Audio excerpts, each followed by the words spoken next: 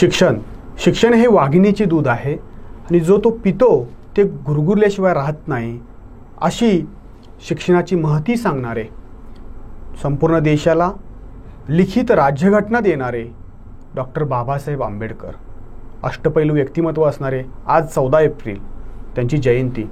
आज या जयंतीनिमित्त डॉक्टर बाबासाहेब आंबेडकर समजून घेऊयात. सर्वव्यापी डॉक्टर बाबासाहेब आंबेडकर याच विषयावर चर्चा करण्यासाठी आज आपल्या सोबत आहेत फुले शाहू आंबेडकर अभ्यासक आलोक जत्राटकर सर. आपले खूप खूप स्वागत आहे. एकंदरीत आज आहे 14 एप्रिल डॉक्टर बाबासाहेब आंबेडकरांची जयंती, तर त्या अनुषंगाने काय सांगाल? जावेदजी, सर्वप्रथम सर्व प्रेक्षकांना माझा मनपूर्वक नमस्कार आणि डॉक्टर बाबासाहेब आंबेडकर जयंतीच्या सर्वांना मनपूर्वक शुभेच्छा. आज भारतरत्न डॉक्टर बाबासाहेब आंबेडकरांची जयंती साजरी करत असताना खरं तर अनेक गोष्टी मनामध्ये येत आहेत. दरवर्षीच ह्या गोष्टी तशा मनामध्ये कल्लोळ माजवत असतात. बऱ्याच गोष्टी आपल्याला करायच्या असतात, काही सांगायच्या असतात. खरं तर आज जो प्रामुख्यानं माझ्या मनामध्ये विचार येतो की महात्मा फुले, राजर्षी छत्रपती शाहू महाराज, छत्रपती शिवाजी महाराज, डॉक्टर बाबासाहेब आंबेडकर ही खरं तर या आपल्या महाराष्ट्राची अत्यंत उपास्य अशी दैवत आहेत. आणि आपली जी लोकशाही आहे, या लोकशाहीला दिशा देणारी महत्त्वाची नावं आहेत, महत्त्वाची व्यक्तिमत्व आहेत.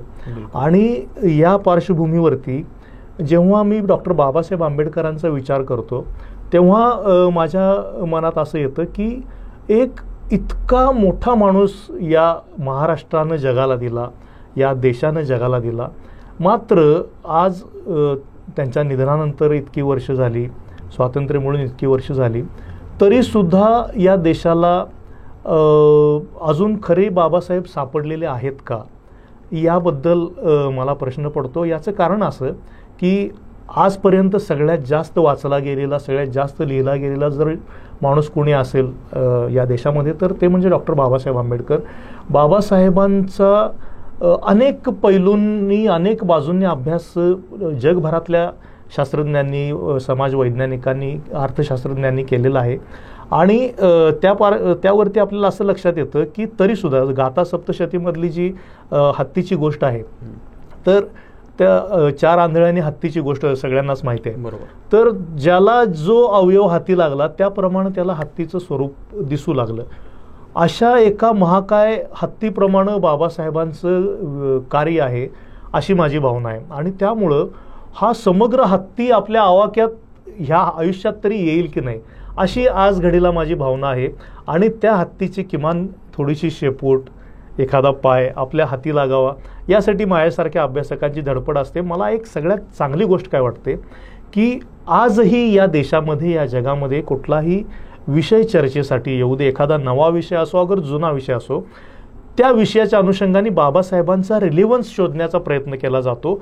या संदर्भामध्ये बाबासाहेबांनी काय म्हटलेलं आहे याचा शोध घेतला जातो, त्याचा वेध घेतला जातो आणि ते सामोरं आणलं जातं. म्हणजे बाबासाहेबांनी त्यांच्या कारकिर्दीमध्ये असा एकही विषय ठेवला नाही मागे की ज्याला त्यांनी स्पर्श केला नाही. प्रत्येक विषय, अर्थशास्त्राचे तर ते तज्ज्ञ होतेच, समाजशास्त्रज्ञ होते, मानववंशशास्त्राचे गाढे अभ्यासक होते, प्रचंड मोठे बॅरिस्टर, विधिज्ञ होते. आणि त्या पलीकडे जाऊन एक राजकारणाचा समग्र आवाका असणारा एक महान असा नेता म्हणजे डॉक्टर बाबासाहेब आंबेडकर होते. भारतीय राजकारणाचा, भारतीय समाजकारणाचा आवाका डॉक्टर बाबासाहेब आंबेडकरांनी इतका इतर कुठल्याही नेत्याला आला असेल असं मला वाटत नाही. जेव्हा मी त्यांनी लिहिलेली काही पुस्तकं वाचतो, स्टेट्स अँड मायनॉरिटी असेल, थॉट्स ऑन पाकिस्तान असेल, किंवा अगदी कास्ट इन इंडियापासून ते द बुद्धा अँड दिस धम्मा असेल, ह्या समग्र पटामध्ये बाबासाहेब हे आज किती रिलेव्हंट आहेत हे मला याची सातत्यानं जाणीव होत असेल. सगळ्यात महत्त्वाची गोष्ट मला ही वाटते की आजचा तरुण त्याच्या पाऊलखुणा बाबासाहेबांच्या पावलांवरती शोधतो आहे. मग तो चित्रपट क्षेत्रातला असेल, मग तो समाजकारणातला असेल, मग तो राजकारणातला असेल, तो बाबासाहेबांना फॉलो करतोय, तो नव्यानं बाबासाहेब समजून घेण्याचा प्रयत्न करतो. ही आजच्या काळाची मला वाटतं की फार महत्त्वाची बाब आहे आणि बाबासाहेब हे त्यामुळंच आजही आपल्यामध्ये रिलेव्हंट आहेत आणि इथून पुढे ते रिलेव्हंट राहणार आहेत. नक्कीच सर, जसं तुम्ही म्हटला की आजचा तरुण जो आहे त्यांच्या पाऊलखुणा शोधण्याचा प्रयत्न करत असतो, खरं, त्यांच्या पावलावर जाण्याचा प्रयत्न करत असतो, पण आजच्या तरुणाला खऱ्या अर्थानं बाबासाहेब समजले आहेत का, हा महत्त्वाचा प्रश्न आहे. बरोबर, काय सांगाल त्या संदर्भात? दोन गोष्टी आहेत.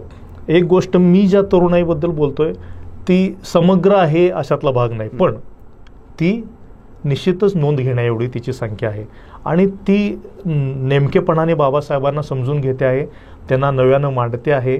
अगदी तुमची माझी पिढीसुद्धा ही त्याच पिढीचं प्रतिनिधित्व करते असं आपण म्हणू.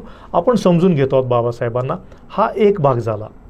आणि दुसरा, तुम्ही जे म्हणताय की आणखी एक अतिव्याप्त स्वरूपामध्ये सर्वव्यापी बाबासाहेब समजून घ्यायचे असतील तर त्यासाठी काय आहे की आपल्याकडे ना एक प्रिज्युडाइज माइंडमध्ये आपण राहतो.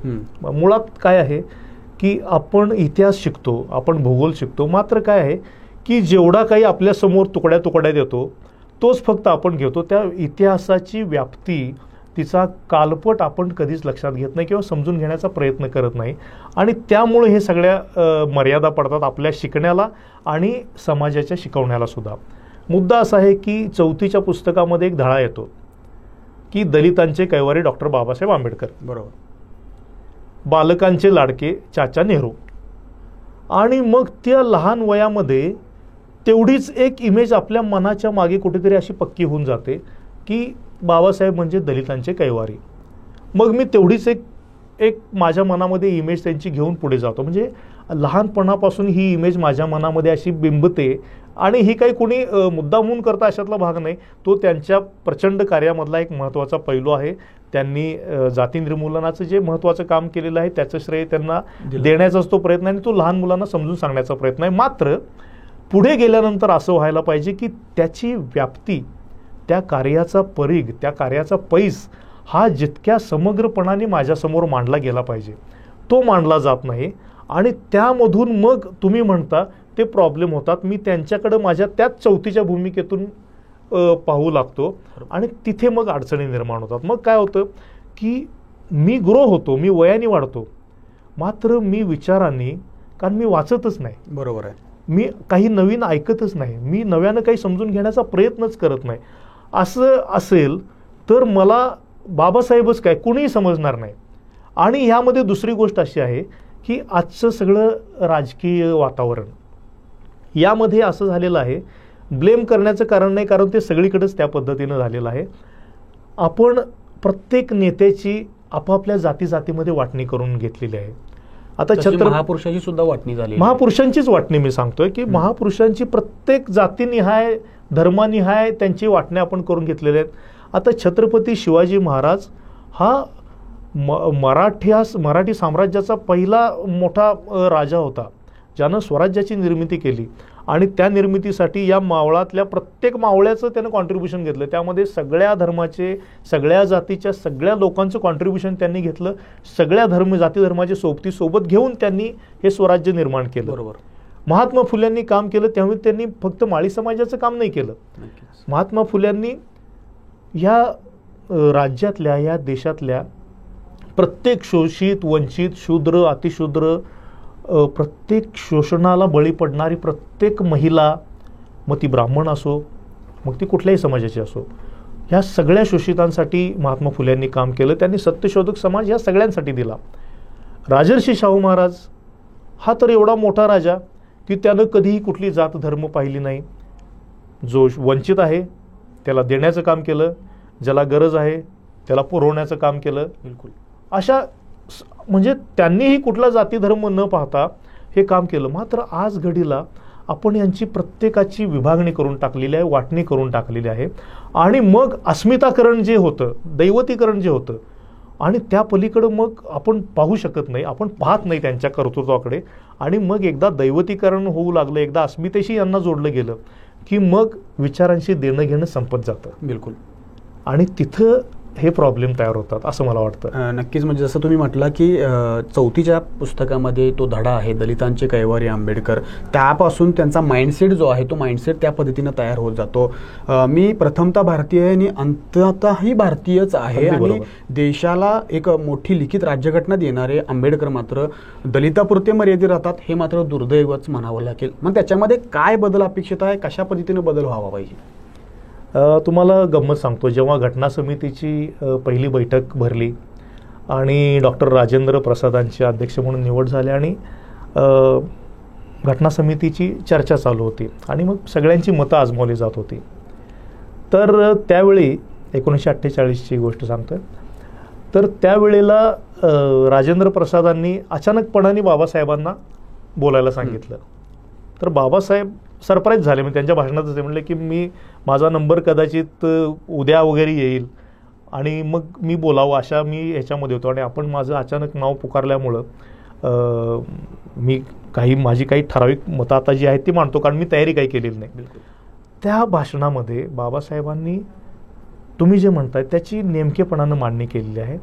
त्यामध्ये बाबासाहेब असं म्हणतात की आपण सगळे वेगवेगळ्या जातींचे, वेगवेगळ्या समूहांचे प्रतिनिधी म्हणून या ठिकाणी आलेलो आहोत. मात्र जेव्हा आपल्या एकतेचा, एकात्मतेचा जेव्हा प्रश्न येईल तेव्हा आपण सगळे एक दिलाने या राष्ट्रासाठी उठून उभे राहू, याबद्दल माझ्या मनात तीळ मात्र शंका नाही. आणि असं म्हटल्यानंतर आणि आपण सगळे आपले जाती धर्म सोडून या देशासाठी एकत्र येऊ, असं बाबासाहेब म्हणतात. आणि त्यावेळेला संपूर्ण सभागृहानं, कारण बाबासाहेबांच्याकडं सगळ्या सभागृहानं त्यांचं अभिनंदन केलं, टाळ्या आणि बाक वाजवून बाबासाहेबांचं अभिनंदन केलं. याचं कारण असं की त्या क्षणापर्यंत बाबासाहेबांकडे फक्त तुम्ही जसं म्हणाला की आज जसं बघितलं जातं त्या दलितांचे नेते म्हणूनच फक्त अस्पृश्यांचे नेते म्हणूनच पाहिलं जात होतं. मात्र त्या भाषणाच्या शेवटी त्या सभागृहाचा बाबासाहेबांकडे बघण्याचा दृष्टिकोनच पालटून गेला. कारण हीच तुम्ही जे म्हणाला तीच भूमिका, तीच भावना त्या सर्व सदस्यांची होती. मात्र बाबासाहेबांची त्या भाषण संपता एक प्रखर राष्ट्रभक्त, एक प्रखर देशभक्त, म्हणजे मी प्रथमतःही भारतीय आहे आणि अंतिमतःही भारतीय आहे, हे बाबासाहेबांनी तिथे इतकं ठासून सांगितलं. आणि त्यावेळी या सभागृहाला, त्यांचे सभागृह म्हणजे कोण होतं की हा संपूर्ण देश होता, या सगळ्या देशातले प्रतिनिधी होते. आणि तेव्हा त्या सभागृहाला बाबासाहेबांचं हे सगळं खरं रूप समजलं की त्यांची प्रखर राष्ट्रभक्ती त्यांच्या लक्षात आली. आणि मग त्या संविधान सभेचा पूर्ण नूर पालटला आणि बाबासाहेबांना मग तिथे खऱ्या अर्थानं मग बाबासाहेबांची संविधान सभेमधली वाटचाल सुरू झाली. तर हा दृष्टिकोन आजही आहे असं मला वाटतं. सर, जसं तुम्ही म्हटलं की त्यावेळेला लोकांचा दृष्टिकोन जो आहे तो दृष्टिकोन बदलला, परंतु त्यावेळेला सांगण्यासाठी डॉक्टर बाबासाहेब आंबेडकर प्रत्यक्ष होते. आज मात्र डॉक्टर बाबासाहेब आंबेडकर नाही आहेत. आज जो काही विचार आहे, आज जो काही दृष्टिकोन आहे तो बदलणं गरजेचं आहे आणि त्यासाठी काय अपेक्षित आहे? एक गोष्ट आहे की मी जसं म्हणालो की आपण अनेक प्रिज्युडायसेस, पूर्वग्रह घेऊन आपण या सगळ्या लोकांकडे बघतो. तर मुळात हे पहिल्यांदा आपण बाजूला केलं पाहिजे. आपल्या मनातले एखाद्या माणसाला भेटताना आपण पूर्वग्रह का मनात ठेवायचे, ते बाजूला ठेवून आपण जर समजून घेण्याचा प्रयत्न केला तर खऱ्या अर्थाने बाबासाहेब आपल्याला चांगल्या पद्धतीनं लक्षात येतील. आता बाबासाहेबांवरचा आक्षेप काय की जसं तुम्ही म्हणाल दलितांचे नेते, बाबासाहेबांनी जाती निर्मूलनाचं काम त्यांच्या हयातभर केलं, बरोबर, ही बाब काही नाकारण्याचं कारण नाही. पण ते कशासाठी होतं? जाती निर्मूलन हे या देशाचं रिफॉर्म होता, ती सुधारणा होती, ती प्रबोधनाची एक चळवळ त्यांनी हाती घेतली होती. आणि हा देश, या देशाचं स्वप्न त्यांनी एका वेगळ्या दिशेनं पाहिलेलं होतं. मानवतावाद हा त्याचा पाया होता. समता, स्वातंत्र्य, बंधुता ही मूल्य, मानवी मूल्य घेऊन त्यांना या देशाची, या लोकशाहीची रचना करायची होती. लोकशाहीवादी भारताची रचना त्यांना करायची होती. त्यांना अभिप्रेत देश तो होता. बाबासाहेबांना बुद्धाची मानवी मूल्ये घेऊन पुढे जाणारा भारत अपेक्षित होता. आणि त्यासाठीचा त्यांचा हा सगळा झगडा होता, त्यासाठीचा संघर्ष त्यांनी केलेला होता. एक किस्सा सांगतो आणि मग मी माझ्या मुद्द्याकडे येतो. बाबासाहेब बॅरिस्टर झाले मी तो प्रसंग माझ्या डोळ्यासमोर येतो जेव्हाही मी कधी वाचत असतो. बाबासाहेब बॅरिस्टर होऊन जेव्हा परतीला त्यांना लंडनहून निघायचं होतं, परत येण्या इतकेही पैसे त्यांच्या खिशामध्ये नव्हते. त्यांनी छत्रपती राजाराम महाराजांना पत्र पाठवून थोडा निधी मागितला. महाराजांनी निधी तो पाठवला. त्यांच्याकडचा निधी, महाराजांनी पाठवलेला निधी, असं मिळून थोडी पुंजी बाबासाहेबांच्याकडं आता जमा झाली होती. मात्र ती थेट लंडनहून मुंबईला पोचावं अशी नव्हती. मग बाबासाहेबांनी काय केलं की शॉर्टेस्ट पाथ शोधला, कमी खर्चाचा. शॉर्टेस्ट म्हणजे कमीत कमी खर्चाचा कुठला मार्ग आहे तो शोधला. आणि मग तो त्यांना कसा दिसला की लंडनहून कोलंबोला यायचं, कोलंबोहून मद्रास आणि मद्रासवरून मुंबई. हा सारा प्रवास बाबासाहेबांनी एका मालवाहू जहाजाने केला. अच्छा. आणि त्या मालवाहू जहाजामध्ये त्यांची जी खोली होती त्याच्या बाजूच्या खोलीमध्ये मेंढरं, कोंबड्या, बदकं ही सगळी होती. त्या मालवाहू जहाजावरती सगळे होते ते कामगार लोक होते. अरबी, हिंदी, इकडे चीनी असे जे लोक होते, जे इराणी, असे हे सगळे लोक होते, कामगार वर्ग, जो दिवसभर दारू पिऊन धिंगाणा घालायचा, खेळ वेगवेगळे बैठे खेळ खेळायचे आणि तो दिवस घालवायचा. अशा पद्धतीच्या लोकांसमवेत ह्या सगळ्या गदारोळात बाबासाहेब ग्रंथ वाचत बाबासाहेबांनी तो प्रवास पूर्ण केला. प्रचंड उकाडा होता, पण एकही पैसा त्यांनी थंड पेयावरती खर्च केला नाही. अशा परिस्थितीत बाबासाहेब कोलंबोला आले. कोलंबोमध्ये मग मद्रासला कसं जायचं हे शोधण्यासाठी ते बंदरावरती आले. बाहेर पडताना त्यांच्याकडे त्यांनी बघितलं की तिथे रिक्षा होत्या आणि ते सगळे भारतीय लोक चालवायचे. मात्र ते रिक्षात बसू शकले नाहीत, कारण ती माणसं ओढायचे आणि माणसं हे शोषण त्यांना मान्य नव्हतं. म्हणून त्या रिक्षातही बाबासाहेब बसले नाहीत. आणि त्यांना हेही माहिती होते की ते कन्व्हर्टेड असले, तर ख्रिस्ती झालेले असले तरी ते अस्पृश्य लोक आहेत. मग तर ती शोषणाची परिसीमा असून बाबासाहेब बसले नाहीत. त्यांनी ते मद्रासपर्यंतचा प्रवास केला. भल्या पहाटे मुंबईला उतरले. एक लक्षात घ्या, डोळ्यासमोर चित्र आणा, एक बॅरिस्टर जेव्हा भारताच्या बंदरावरती उतरायचा तेव्हा काय स्वागतासाठी लोकांची गर्दी असायची. आणि बाबासाहेब आले भल्या पहाटे 5ला, बॅग घेतली, आपले चालत चालत त्यांच्या त्या चाळीकडं आले आणि कुणी स्वागताला नाही काय नाही, असा तो बॅरिस्टर आला.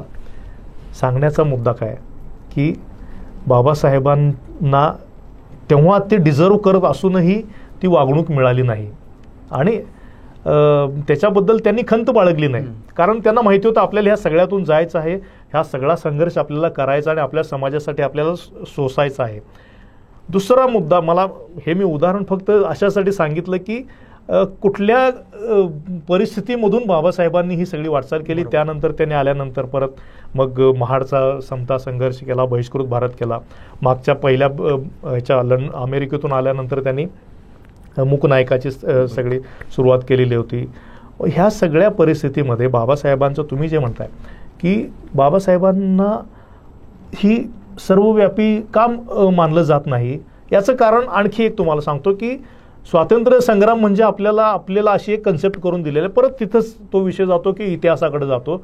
ज्या माणसांनी त्या काळामध्ये तुरुंगवास भोगलेला आहे तीच माणसं फक्त स्वातंत्र्य संग्रामात होती आणि जी माणसं कधीच तिकडे गेली नाहीत ते त्यांनी स्वातंत्र्यासाठी काहीच केलं नाही, अशी एक सर्वदूर भावना जी आजतागायत आपल्या सगळ्यांच्या मनामध्ये आहे, ही खूप सपशेल चुकीची आहे. खरं तर तुम्हाला सांगतो, भारताच्या राजकीय स्वातंत्र्यासाठी ज्या काही डिप्लोमसी चाललेल्या होत्या त्या सगळ्या डिप्लोमसीमध्ये 1919 ते 1950 ह्या सगळ्या प्रदीर्घ कालखंडामध्ये जर कोणी एक माणूस जोडला गेलेला असेल, कार्यरत असेल, ज्याने ह्या सगळ्या ठिकाणी काम केलं, तो माणूस म्हणजे डॉक्टर बाबासाहेब आंबेडकर. 1919ला साऊथ बोरो कमिशन जेव्हा भारतामध्ये आलं तेव्हा राजकीय स्वातंत्र्य देण्याच्या दृष्टीनं काही चाचपणी चाललेली होती, मताधिकार देण्याच्या दृष्टीनं हे कमिशन भारतामध्ये आलं. तर त्यावेळेला बाबासाहेब आंबेडकर सिडनेहॅम कॉलेजमध्ये प्राध्यापक होते. मग चंदावरकर आणि विठ्ठलरामजी शिंदे हे अस्पृश्यांच्या बाजूनं त्या कमिशनसमोर साक्ष देणार होते. मात्र त्यांची कोऑप्शन आणि तत्सम त्यांनी जे काही सुधारणा सूचना केलेल्या होत्या अस्पृश्यांसाठीच्या मागण्या, त्या बाबासाहेबांना मान्य नव्हत्या. बाबासाहेबांना अस्पृश्यांसाठी स्वतंत्र मतदारसंघ असले पाहिजेत ही त्यांची एक धारणा होती. त्यासाठीची मनोभूमिका त्यांची तयार होती आणि त्याबद्दल ते आग्रही होते. मग कमिशनसमोर आपलं म्हणणं मांडण्यासाठी मांडण्यासाठी त्यांनी व्हाईसरॉयला पत्र लिहून आपली निवड करून घेतली आणि कमिशनसमोर आपली साक्ष नोंदवली आणि ती साक्ष आज आपल्याला उपलब्ध आहे. आणि तिथंपासून त्यानंतर मग ही मॉन्टेग्यू चेम्सफोर्डची समिती असेल, त्यानंतर 1935चा कायदा असेल, तत्पूर्वी झालेल्या 3 गोलमेज परिषदा असतील, त्यानंतर 1942 व्हाईसरॉयचं मंत्रिमंडळ असेल, कार्यकारी मंडळ असेल, त्यानंतर भारताचं पहिलं मंत्रिमंडळ असेल आणि नंतर सरतेशेवटी घटना समिती असेल. या सगळ्या समित्यांवरती, सगळ्या कमिशनसमोर, सायमन कमिशन आहे तेव्हा तर बाबासाहेबांचा धिक्कारच केला होता लोकांनी, मात्र बाबासाहेबांनी तरीसुद्धा सायमन कमिशनसमोर आपलं म्हणणं मांडलेलं होतं. त्यांना आपल्या मागण्या ह्या दिलेल्या होत्या आणि ह्या फक्त काय अस्पृश्यासाठीचं नव्हतं. त्यांनी बाबासाहेबांनी जी भूमिका मांडलेल्या होत्या ती समग्र भारतासाठी होती. कारण तत्पूर्वीच्या लोकांची किंवा टिळकांपासूनची जी भूमिका होती की आधी राजकीय स्वातंत्र्य द्या आणि मग आम्ही आमच्या सामाजिक परिस्थितीचं काय ते पाहून घेऊ. मात्र बाबासाहेबांना माहिती होतं की एकदा राजकीय स्वातंत्र्य आलं की समाजाची परिस्थिती फारशी बदलेल असं नव्हतं. बाबासाहेबांना एक समान समताधिष्ठित समाजव्यवस्था बाबासाहेबांना या देशासाठी अभिप्रेत होती आणि म्हणून त्यासाठीचा सगळा झगडा होता. त्यामुळं स्वातंत्र्याबरोबरच सामाजिक समतासुद्धा त्या स्वातंत्र्याला जोडून आली तर हा देश कुठंतरी एक आकारात, एका विशिष्ट आकारामध्ये एका पायावरती उभा राहील ही त्यांची धारणा होती आणि ती काही निराधार नव्हती, ती अगदी योग्य होती. आणि त्या भूमिकेतून बाबासाहेबांनी ह्या सगळ्या गोष्टींच्याकडे पाहिलेलं होतं आणि म्हणून या सगळ्या कमिशनसमोर त्यांनी आपली भूमिका मांडलेली आहे. आणि असं नाही की त्यांनी तिथं जाऊन ब्रिटिश सरकारचं समर्थन केलं. गोलमेज परिषदेमध्ये उभे राहून तुम्ही अस्पृश्यांसाठी काही करत नाही आणि लष्कर भरती तुम्ही महारांना बंद केलेली आहे अशा स्वरूपाचं थेट तोंडावरती सांगणारा हा माणूस होता. त्यांनी जो निबंध लिहिला अर्थशास्त्रावरचा, त्या निबंधामध्ये ब्रिटिश सरकारवरती त्यांच्या कर रचनेवरून त्यांनी टीका केलेली होती की जो शोध निबंध त्या इंग्लंडमधल्या अर्थतज्ञांनी मान्य करायला नकार दिला होता. इतक्या थेटपणाने बाबासाहेबांनी निष्कर्ष बदलले नव्हते, इतके ते झोंबलेले होते निष्कर्ष. म्हणजे ब्रिटिशांवरती त्यांच्या देशात जाऊन त्यांच्या आर्थिक धोरणावरती टीका करणं, त्यांना त्याबद्दल बोलणं, हे धाडस बाबासाहेबांनी दाखवलेलं आहे. म्हणजे ते ब्रिटिश धार्जिणे कुठून झाले. बिलकुल. आणि तसं धार्जिणेपणाचा आक्षेप घेणं त्यांच्यावरती मला वाटतं की बाबासाहेबांच्या राष्ट्रभक्तीवरती आक्षेप घेतल्यासारखं होईल. त्यामुळं मला असं वाटतं की हे स्वातंत्र्य संग्रामाच्या ही जी पॅरल सगळ्या गोष्टी चाललेल्या होत्या त्यामध्ये बाबासाहेबांनी जी भूमिका बजावली तिला अजिबात तोड नाही. किंबहुना त्यांनी त्या सगळ्या गोष्टी केल्यामुळं या देशाला एक भारताचा आकार आलेला होता. नक्कीच. आणि तो देण्याचं काम बाबासाहेबांनी केलं आणि याची नोंद फक्त आपणच घेतली पाहिजे असं नाही, जगाने याची नोंद घेतलेली आहे. कोलंबिया विद्यापीठानं सामाजिक न्यायाच्या प्रस्थापनेसाठी झगडणारा भारताचा सर्वश्रेष्ठ नागरिक आणि महान वीर अशा स्वरूपामध्ये त्यांचा गौरव केलेला आहे. कोलंबिया विद्यापीठानंच त्यांच्या सगळ्या साहित्याचं म्हणजे त्यांचे सगळं जे लेखन आहे त्याच्यासाठी स्वतंत्र पोर्टल विकसित केलेलं आहे. आजही आपण जर गेलात तर तिथे बाबासाहेबांचं स्वतंत्र पेज कोलंबिया विद्यापीठानं केलेलं आहे. नक्कीच. म्हणजे हे सगळ्या जगानं दखल घेतली. लंडन स्कूल ऑफ इकॉनॉमिक्स आमचा हा सर्वश्रेष्ठ विद्यार्थी आहे असं म्हणून त्यांचा पुतळा इन्स्टॉल करतं. म्हणजे ह्या सगळ्या गोष्टी जगभरात बाबासाहेबांना मान्यता आहे. मात्र आपण बाबासाहेबांना ही मान्यता देण्यास कमी पडतो आहोत. हा आपल्या मनाचा कोतेपणा आहे. त्यामध्ये बाबासाहेबांचा काहीच कमीपणा नाही असं मला वाटतं. त्याच्यामध्ये बदल होणं गरजेचं आहे आणि तो बदल होणार नक्कीच. तो फक्त अभ्यासानं, बाबासाहेब आंबेडकरांच्या साहित्यानं, कारण त्यांचं साहित्य मर्यादित नाही आहे, त्यांचं साहित्य विखुरलेलं आहे, त्यांचे विचारसुद्धा विखुरलेले आहेत आणि नक्कीच डॉक्टर बाबासाहेब आंबेडकर हे सर्वव्यापी आहेत. सर्वात महत्त्वाचं मला विचारायचं आहे सर की बाबासाहेब आंबेडकरांनी जर सर्वात महत्त्वाचं जर काम कोणतं केलं असेल तर ते भारतीय महिलांसाठी. त्यासाठी त्यांनी हिंदू कोड बिल जे आहे ते दाखल केलेलं होतं आणि तत्कालीन पंतप्रधान पंडित जवाहरलाल नेहरूंनी ते नाकारलं होतं. तर त्या अनुषंगानं काय सांगाल? नाही, मी फक्त एक गोष्ट क्लिअर करतो की नेहरूंनी ते नाकारलेलं नव्हतं. किंबहुना नेहरूंचा पाठिंबा होता. अच्छा. सुधारित बिल जेव्हा संसदेसमोर मांडण्यात आलं तर त्या बिलालाही नेहरूंचा पाठिंबा होता. मात्र राजेंद्र प्रसादांना ते मान्य नव्हतं. अच्छा. असा तो प्रकार होता. कारण काय होतं की भारतीय पुरुषसत्ताक हिंदू समाज जो आहे तर त्यामध्ये महिलांचं स्थान हे सातत्यानं दुय्यम राहिलेलं आहे. त्यामुळं मग त्या महिलेला आपल्या संपत्तीमध्ये वारसा हक्कानं काही वाटा देणं, तिला बरोबरीची वाटणी देणं, वडिलांच्या संपत्तीमध्ये काही वाटणी देणं, किंवा तिला पोटगी देणं, तिला घटस्फोटाचा अधिकार देणं, एक पत्नी, ज्या काही गोष्टी होत्या, एक पत्नीत्वाचा कायदा होता, असे हे सगळे रिफॉर्म्स बाबासाहेबांनी आणलेले होते की ज्यामुळं ह्या महिलांना आज जे काही अधिकार मिळालेले आहेत हे त्यावेळीच मिळाले असते. बिलकुल. मात्र तसं झालं नाही, कारण ही आपली मानसिकता, जी वर्चस्ववादी मानसिकता म्हणू आपण, आणि त्यामुळं बाबासाहेबांना स्त्रियांना हे देण्यासाठी बाबासाहेबांनी फार परिश्रमानं हिंदू कोड बिल तयार केलेलं होतं. त्यांनी प्रचंड त्यासाठी काम केलेलं होतं. नेहरूंनी त्याला संमती दिलेली होती. मात्र त्या क्षणाला महिलांनाच रस्त्यावर उतरवण्यात आलं त्या कोडबिला विरोधामध्ये, की तुम्ही हिंदू समाजाच्या विरोधी काहीतरी करताय असं म्हणून. याच्या एक वेगळी यातना बाबासाहेबांना झाली. त्यांनी त्या संदर्भामध्ये हिंदू कोडबिल हे कशा पद्धतीचं आहे या संदर्भात मुंबईत सिद्धार्थ कॉलेजमध्ये उत्तम लेक्चर विद्यार्थ्यांसमोर घेतलेलं होतं.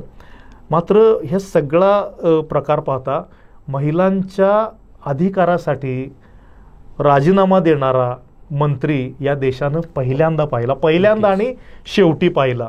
त्यानंतर महिलांसाठी असं कोणी केलं नाही. मात्र नेहरूंनी नंतरच्या कालखंडामध्ये एक गोष्ट चांगली केली की मग हिंदू कोडबिल हे तुकड्यामध्ये या देशाला, त्यामध्ये जेही काही अनुसूचित होतं, जे काही अभिप्रेत होतं, ते टप्प्याटप्प्यांनी या देशाला देण्याचं काम त्यांनी केलं. मात्र एक चांगला मंत्री जो आणखी काही धोरणी दिशादर्शक स्वरूपाचं देऊ शकला असता, तो मात्र त्या क्षणी या देशानं गमावलेला होता. नक्कीच. या अनुषंगानंच माझा पुढचा असा प्रश्न असेल की डॉक्टर बाबासाहेब आंबेडकरांनी काँग्रेसला एक पर्यायी पक्ष म्हणून रिपब्लिकन पार्टीची स्थापना केली होती.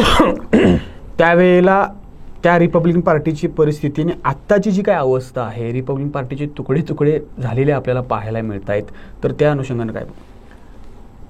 स्वतंत्र मजूर पक्षाची एकूण बाबासाहेबांनी जी घटना केली होती, मग पुढं जाऊन त्यांनी काळाची पावलं ओळखून भारतीय रिपब्लिकन पक्षाची स्थापना केली. आणि तुम्हाला सांगायला मला आनंद वाटेल की रिपब्लिकनची जी मूलभूत एक 7 तत्व जी बाबासाहेबांनी दिलेली होती, तर त्यामध्ये घटनादत्त अधिकार, मानवी मूल्य यांनाच त्यांनी प्रॉमिनन्स दिलेला आहे.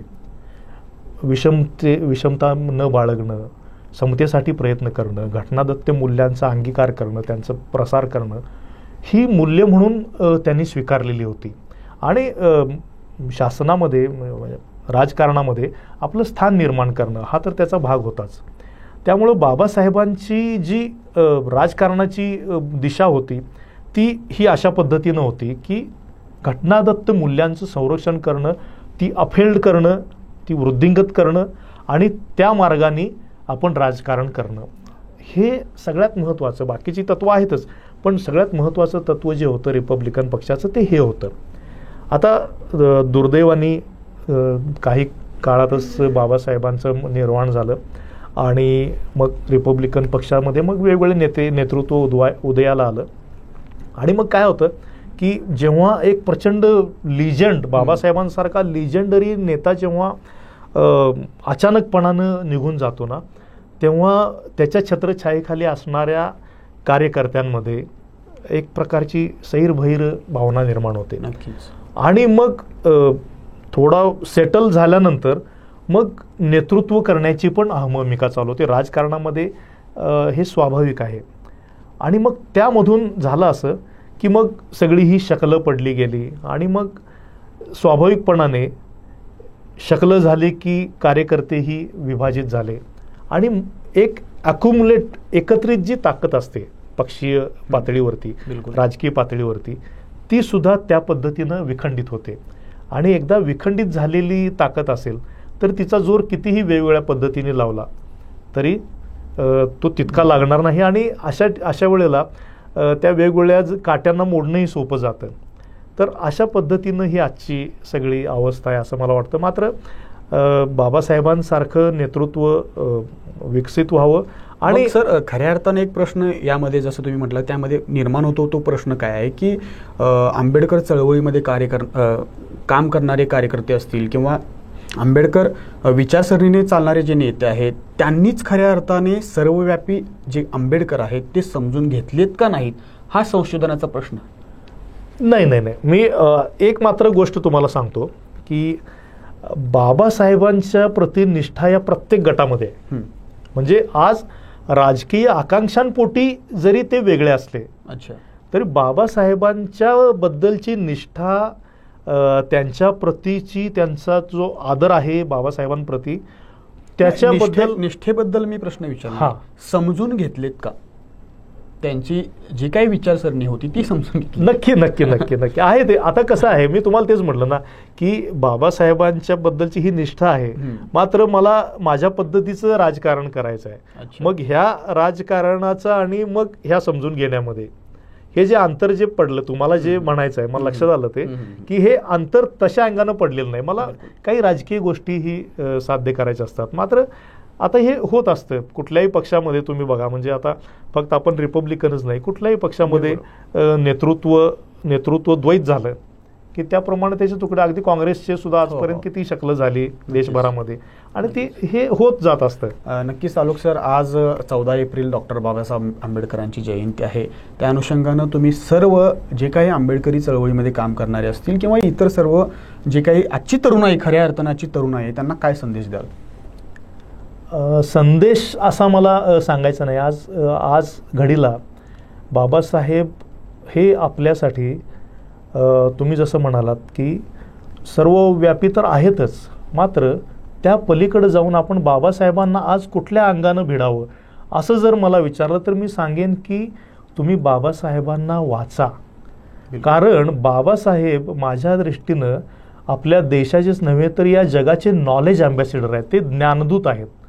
आणि या माणसानं त्याच्या एका हयातीमध्ये इतक्या वेगवेगळ्या पद्धतीचं काम करून ठेवलेलं आहे की नुसतं ते वाचण्यासाठी आपल्याला एक आयुष्य पुरणार नाही आहे. आणि जोपर्यंत आपण बाबासाहेबांना वाचत नाही, त्यांना भिडत नाही, त्यांना भेटत नाही, तोपर्यंत आपल्या मनातले पूर्वग्रह काही दूर होणार नाहीत.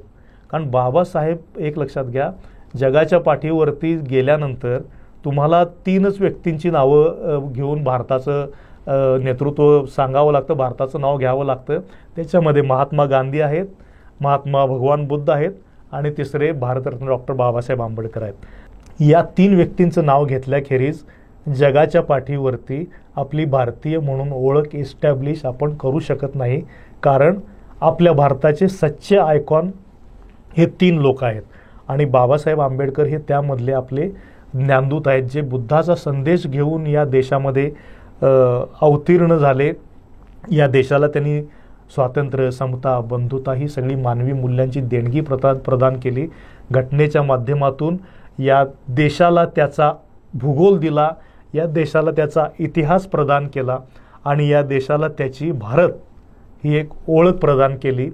आणि म्हणून बाबासाहेबांप्रती या भारतानं सदैव कृतज्ञच राहायला पाहिजे आणि त्यासाठी आपण बाबासाहेबांना दररोज भेटत राहिलं पाहिजे. एवढंच मी या निमित्तानं आपल्याला सांगितलं. नक्कीच आलोक सर, तुम्ही पाहू शकता खऱ्या अर्थानं माणसानं माणसासोबत माणसासारखं वागलं पाहिजे हे सांगणारे बाबासाहेब आणि ज्ञानाच्या अथांग सागरांचे डॉक्टर बाबासाहेब आंबेडकरांची आज जयंती आहे आणि याच निमित्तानं सर्वव्यापी डॉक्टर बाबासाहेब आंबेडकर या विषयावर आलोक सरांनी अतिशय चांगल्या पद्धतीने या ठिकाणी माहिती दिलेली आहे. सर, आपण आलात त्याबद्दल आपले खूप खूप धन्यवाद, आभारी आहे.